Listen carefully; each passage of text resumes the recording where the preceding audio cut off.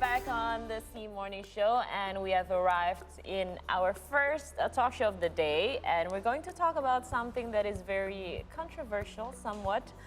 So there have been talks of rental girlfriends lately, both online and also offline. I'm so conflicted right now. The phenomenon of renting girlfriends has been around for a while in Japan, where it is relatively popular. There's contrast Western culture, which prefers dating apps like Tinder, Bumble, and its kind. Yeah, and we're not sure. We never use it anyway. No. The question is, can girlfriend rentals offer the solution for those who feel lonely or maybe have past relationship trauma? And is it going to benefit those who use it for social status?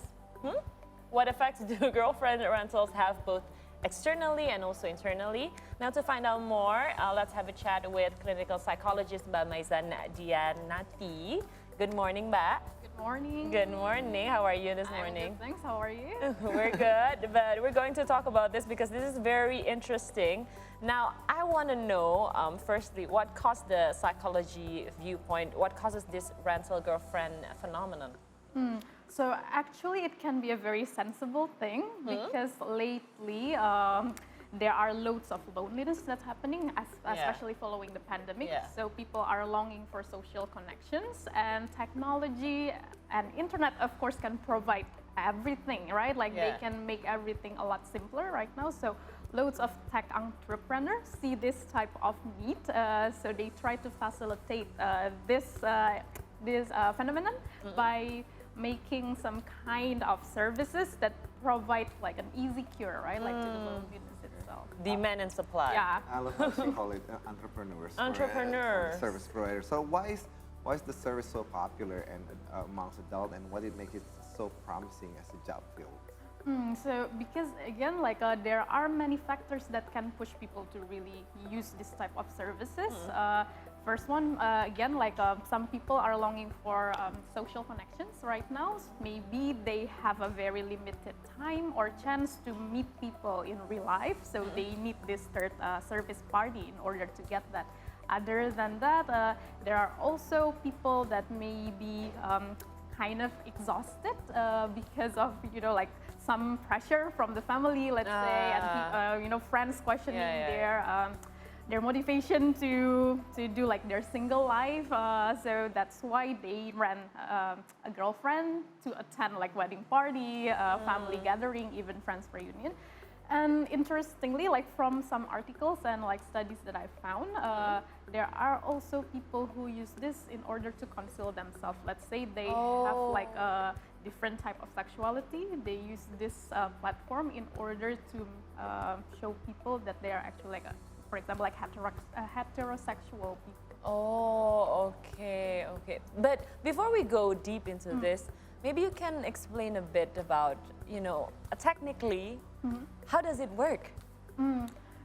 Yeah, like I try to see it, like because this one actually started from Japan, right? And then like it grows popular in the US, Europe, and then like it reached Southeast Asia, now like in Indonesia as well. So it's basically like online dating, but it's more like transactional because it's not like a free type of application, right? Like so there is like an hourly date for that. And then like once people are committed to use this service, they would have to do like some kind of payment, and then they will send them like some the catalogs of people that they catalog. So they have a catalog. Okay. But according to the applications itself, it's kind of different, let's say, from prostitution because they cannot do any physical act. So it's like very strictly based on certain regulations. So yeah, it's like basically like finding friends or like online dating, but you know, like more transactional than, you know, Bumble and Tinder. Interesting. I mean, I don't know if you remember, like a couple of weeks ago, the U.S. Department of Health just released that being lonely is as bad as you smoking 15 cigarettes a day. Really? So I don't know if this actually could be a solution of just like have a connection, like you mentioned earlier. But from a side of service provider, you know, you want to call them entrepreneurs or you want to call them whatever, it's just business. But at the same time, you know, the heart wants what the heart wants. So how does Yeah. it, what's the psychology effects that she will get by doing this kind of service? Like, you know, she might end up meeting this nice guy. You who's might end up falling in love. So how does it affect the person? Yeah. Like how you hold like, no, this is just for money. I have Too dangerous, bro. That can be like something that can be an issue there because in the end, like they are humans, right? They are not like a robot who provide this service, although they yet. are paid for that. Not yet. Yeah, that's right. Yeah. So, yeah, like the chances to meet a person that they like, or even like a dangerous person, would be there, right? So Yeah. there would what's called like some kind of regulations that need to, you know, like prevent these situations might be needed, like Yeah. if they are really expanding this service, because I don't know if it's already really detailed about Yeah. that. So what would happen, let's say if this person wants to have another date with this person, or in the end like things are going well, so they want to, I don't know, like commit in like physical acts with each other, so Oh. what will happen after? Okay, so basically it's unregulated, so it's Yeah, still like, legal right it's now. still legal, so of course, like there are already like some kind of vague rules that like you just need to meet this person for this certain amount of time, and then like you cannot do this, you cannot do that. But in the end, like humans can act Yeah. outside of that, right? there's so many borderlines that Yeah, I know.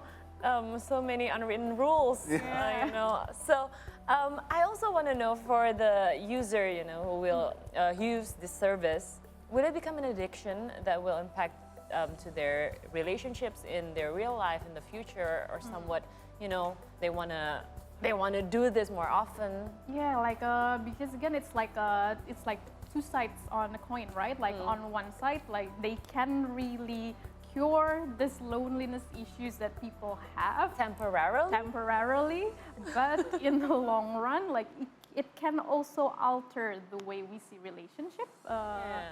Because let's imagine if it's the traditional relationship, two people meet, they are fall in love, and then we would construct some kind of expectations or perception towards the other person. Yep. But sometimes people can fall in love with this perception more, the idea, compared to the reality, right?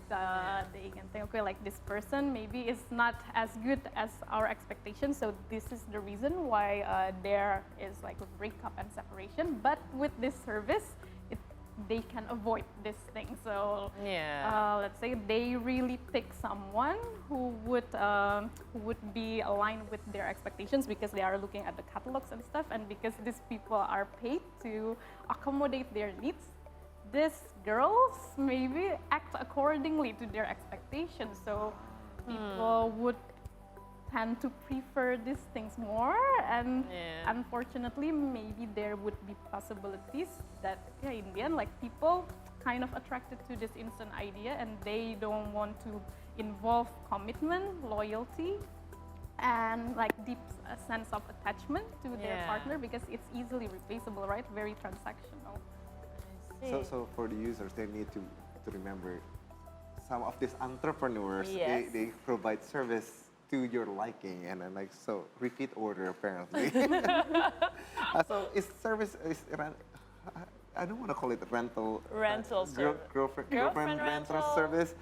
Can it actually affect your mental health, and what kind of mental health are we need to look out for? Yeah, like looking at the good points first. Okay. It can increase happiness, because people can get that dopamine and adrenaline rush from meeting this person, especially after like a bad breakup, or like especially if they don't have other free time other than work. Like it can be a refreshment for them, right? And for people who are awkward socially, or they don't really have like loads of social skills, it can build up some kind of confidence, because they can practice with this rental girlfriend before that's true. I going didn't see into that real one. life, right? Other than that, if we are talking about the bad sides, as what I've mentioned before, sometimes people use this service in order to manipulate their life. So because they don't want other people to see the real side of them, they use this, and then in the long run, it would cause like more complications, right? Like Yeah, they would of go into like a habit of fooling Yeah. everyone in order to maintain the expectations of others. Yes. It's so complicated. It's so Can complicated, you bro. imagine like renting somebody and they pretending like it's the person that you expect it to be, and then Yeah. in real life like, oh, it built my confidence. So there's somebody out there like that, and then you realize like, No, it's not. life is just No. life. No, bro. So sorry. Reality check. So I also want to know, because we live in a very, our culture is very close with our relatives, families, and stuff. So is this rental girlfriend will also affect to the social environment? I think so in the long run. Again, like people can see these things to be very transactional. Like people would see that relationship is something that can be easily replaced. So maybe the urge or need to have that kind of like a traditional family environment, maybe along the way, it's unfortunately can be reduced. It will fade. Yeah, because like people think it's just like buying something, right? Like you don't have to commit to full responsibilities, and then you can just do that easily. But the relationship always has been transactional, isn't it? Have no comment on that one.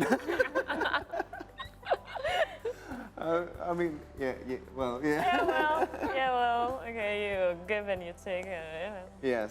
So for those, you mentioned earlier, it can build somehow it can build some confidence for those who have like difficulties building a relationship with others, and then. But at the same time, like, is there any other venue that they can take instead of like renting a girlfriend or a boyfriend, or with the outcome that reality is still. I'm sorry. Before you answer that, isn't that like a movie? I guess so. I forgot. Martin? Okay. I forgot. Love for Sale. Oh, it was Love for Sale. Love for Sale. All right. Anyway, so yes, Love for Sale. Is there a solution for Love for Sale to build confidence?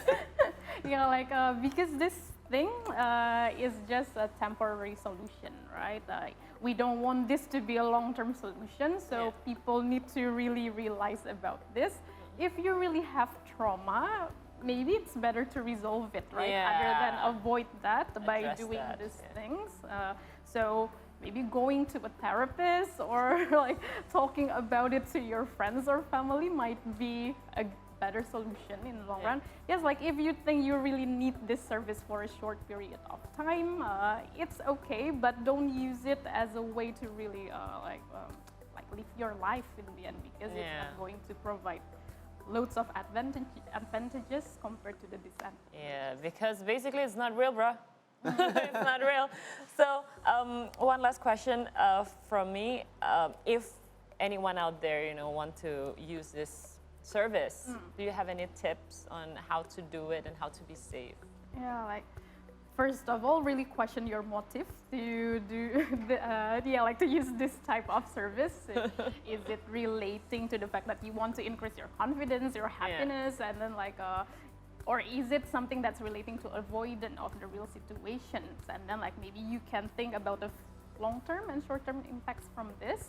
And if you start to think that the long-term impact is not going to be very great, maybe try to hold yourself back, think of another type of solutions that would be better. But if you think that this thing can provide a good advantage for you, make sure another online apps, make sure that you are really safe in that environment, meet on the public space, make sure that your significant others know that you are meeting someone, because we never know, right? What will happen afterwards. Yes, you can meet a very nice person, but now we cannot predict that easily. True. Just be safe, and this is very controversial for me because I still have no take on that. me too. Do I support it? Do I not? I still have no judgment yet. No judgment yet. But anyway, thank you, Maizan, for for all the enlightenments, and we kind of have this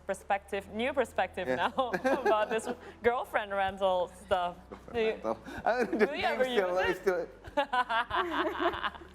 No, not here. No, Not yet. No, not him. Okay, so that's our first discussion. So make sure if you want to, use this type of service, you have so many things to look out for. So make sure to be safe. And after the break, we will return to bring you updates of the election in Thailand, live from Bangkok. So stay with us on the C Morning Show only on See Today.